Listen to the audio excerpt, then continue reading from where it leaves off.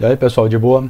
Vamos responder umas questões sobre a Revolução Francesa. Vocês coloquem sempre na cabeça. Acertar é o alvo, mas errar é didático, tá certo? Então não se preocupem tanto com o erro não, mas se afinem o suficiente para não errar quando chegar no vestibular de vocês. 5 questões agora, Revolução Francesa. Me acompanha?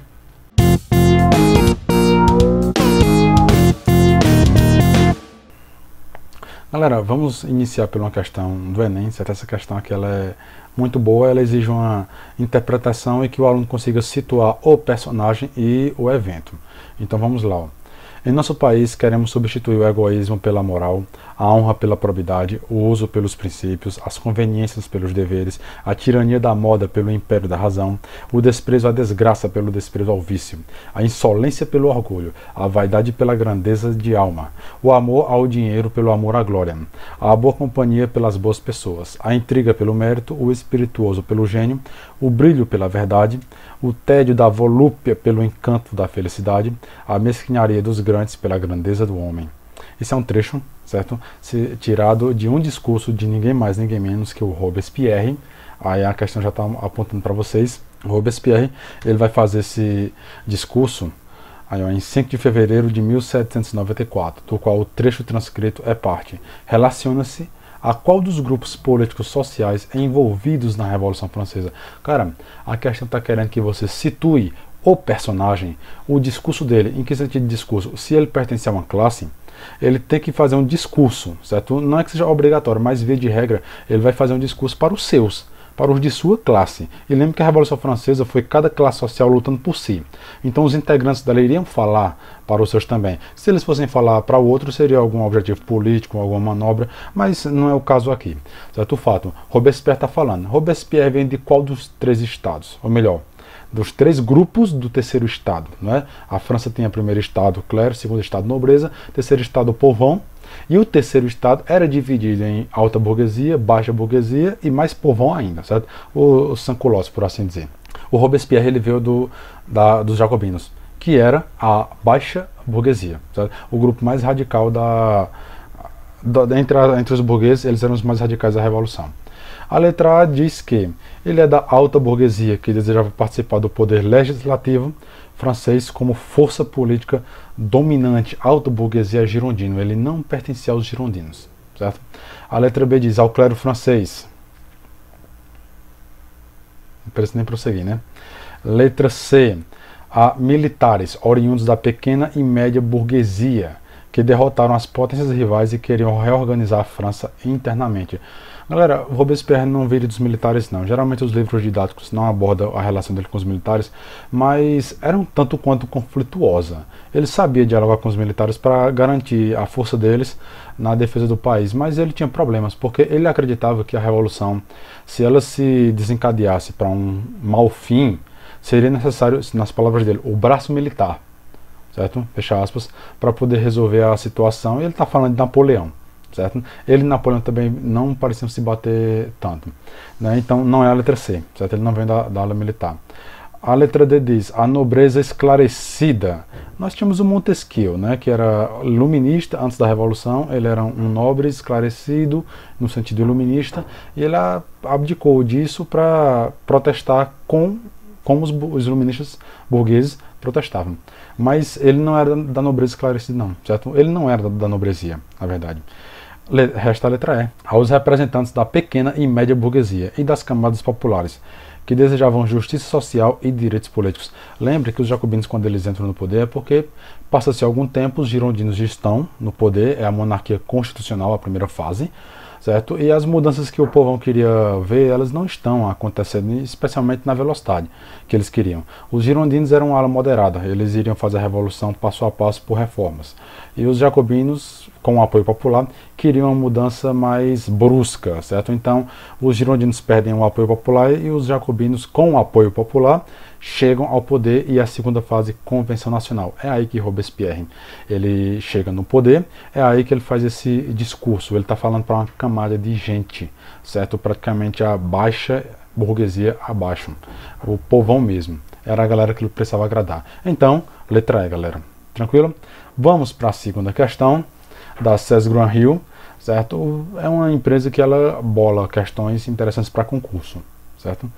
Então, ó, durante a Revolução Francesa, a radicalização típica da época da Convenção, segunda fase, né, caracteriza-se pela letra A, promulgação da Declaração Universal dos Direitos do Homem. Isso foram os girondinos que fizeram. Certo? Foi na primeira fase da Revolução, logo que eles entram em dissociação com o rei, eles declaram, né, seu governo constitucional e lançam essa Declaração dos Direitos Universal do Homem. Certo? Então, como a época da Convenção é uma época em que os jacobinos estão no poder, não cabe aqui a declaração não, ela é girondina, certo? Burguesa, alta burguesia. Letra B. A aprovação da Constituição Civil do Clero por Luís XVI. Não, de fato, são os revolucionários quem vão aplicar essa Constituição, certo? Não é o Luís XVI, não. É quando eles obrigam a igreja a ser um órgão público. Os padres receberiam um salário e, de fato, a igreja iria trabalhar também pela Revolução, pelo país. O discurso do padre teria que ser moldado também com o da Revolução. Não teria mais a liberdade religiosa que eles tinham, não, certo? Mas não é a letra B. A letra C, instituição de um regime político e social de caráter democrático. O diretório, isso é a terceira fase. Primeira fase, os girondinos chegam no poder, monarquia constitucional. Segunda fase, os jacobinos chegam, certo? Convenção Nacional. Quando o país está em decadência, os jacobinos eles vão sair do poder, os girondinos voltam com o diretório. É a terceira fase, certo? Também não é a época da convenção, que é a segunda. A letra D, criação de tribunais revolucionários e a abolição dos direitos senhoriais. É exatamente isso aqui. Lembre aí do Comitê de Salvação Pública, Comitê de Segurança Pública, os tribunais revolucionários, onde a guilhotina virou via de regra. Certo? Aqueles que eram discordantes da Revolução passavam pelo tribunal e o comum é que eles fossem vítimas da pena capital. A guilhotina cortava-lhes a cabeça. E os direitos senhoriais, certo? A nobrezia perdeu tudo. O clero também. Isso aí, os direitos de terra foram embora. A convenção vai, inclusive, distribuir a terra da nobrezia para a população. A letra E diz, pacificação da Europa. Não, esse momento aqui, certo? Ele é chamado de o terror. O terror. É quando Robespierre toca o terror mesmo. Lembre da frase dele aí, né? Legisladores, chegou a hora de a foice cortar a cabeça de todo mundo. Então, não tem nada de pacificação aqui. A letra E nem de longe, certo? A letra D. Tranquilinho? Vamos para a terceira questão, mais uma vez, Enem, aí. E diz, fala-se muito nos dias de hoje em direitos do homem. Pois bem, foi no século XVIII, em 1789, precisamente, que uma Assembleia Constituinte produziu e proclamou em Paris a Declaração dos Direitos do Homem e do Cidadão. Essa declaração se impôs como necessária para um grupo de revolucionários, por ter sido preparada por uma mudança no plano das ideias e das mentalidades, o iluminismo. O iluminismo e os reis filósofos, né, é a fonte.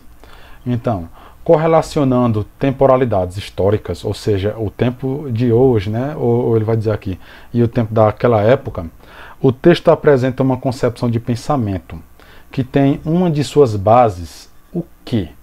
Né? Cara, essa questão, ela é toda para ser vista de forma atualizada, é para o aluno olhar assim, ele conseguir comparar a atualidade dele com a relação da Revolução de sua época, da Revolução Francesa, certo? Então a coisa anda, e anda nos seguintes termos.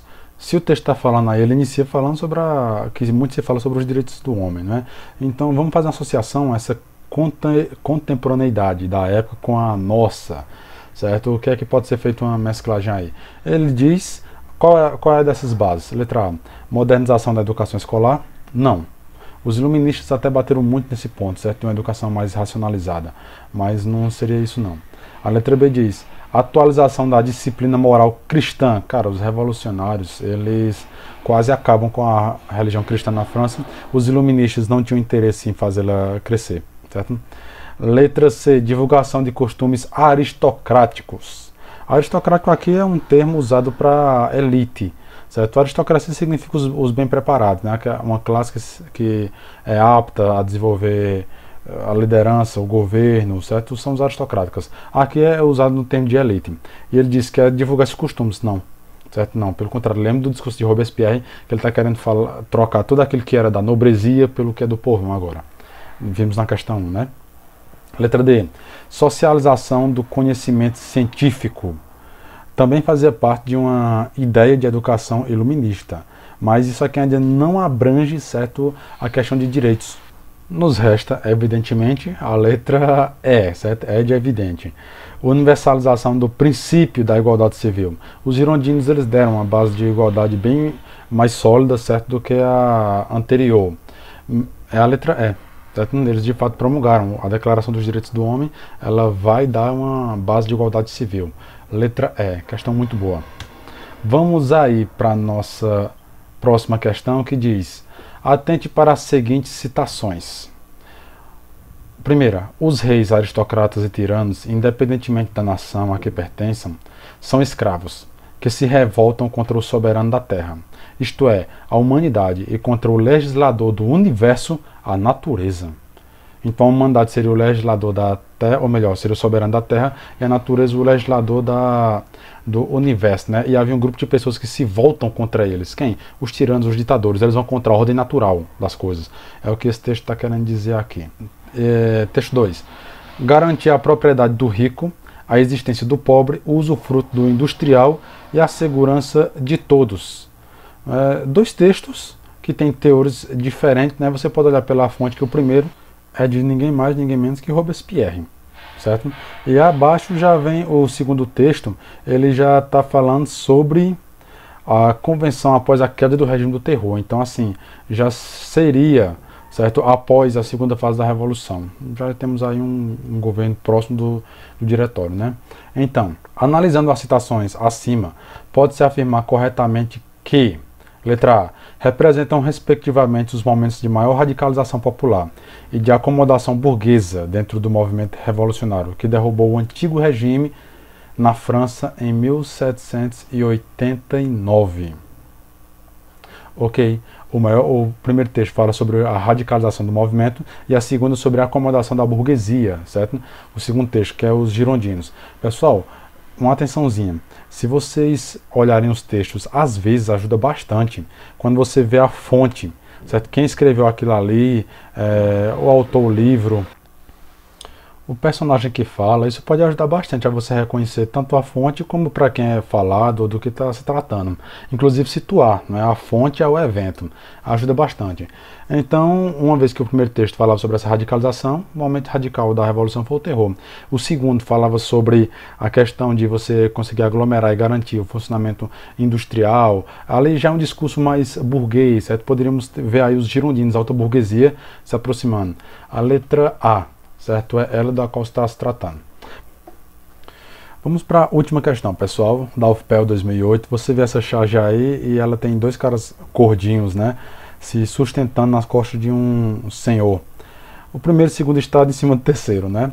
A situação expressa na charge foi um dos fatores da... Eu sempre uso essa charge nos slides, ela dá uma boa noção. Então, que situação é essa? Letra A. Da Revolução Francesa, iniciada pelos burgueses, proletários e camponeses indignados com a ordem monárquica feudal. A letra A, certo? Primeiro. De fato, ela mesma. Esses dois que estão sendo levados pelo terceiro estado, que eram a maioria, né, sofria para poder garantir os privilégios dos dois primeiros, eles ficaram dando a vida com essa ordem, o antigo regime, essa situação em que um rei era um senhor feudal e a França era um grande feudo, e praticamente o terceiro estado sustentava, certo, o clero e a nobresia com o trabalho deles. A França era o terceiro estado. A letra B diz: Revolução Inglesa não, certo? Revolução Inglesa não, promovida por radicais de Crow, que buscavam a igualdade de todos perante a lei. Não, certo? Não é a Revolução Inglesa. A Inglaterra não tinha praticamente esses três estados divididos.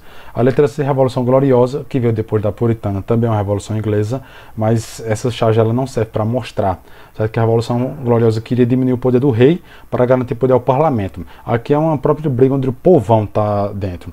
Não haveria essa ligação, não. Letra D. Revolta de 18 para o Mar é um evento após o fim da Revolução Francesa, certo? Liderado por Napoleão, que também não tem associação com esses estados. Letra E. Revolução de 1789, quando a pobreza urbana e rural insurgiu-se contra as classes burguesas, proclamando a Comuna de Paris. Não, isso é bem mais para frente, certo? A Comuna de Paris ela faz parte das revoluções, das rebeliões liberais na Europa. Não, pessoal. Letra A, certo? Galera, espero que tenha rendido para vocês. Pratiquem atividades, serve bastante para consolidar o conhecimento, viu? E é didático, não tenham medo disso aí não. Valeu galera, até um próximo assunto.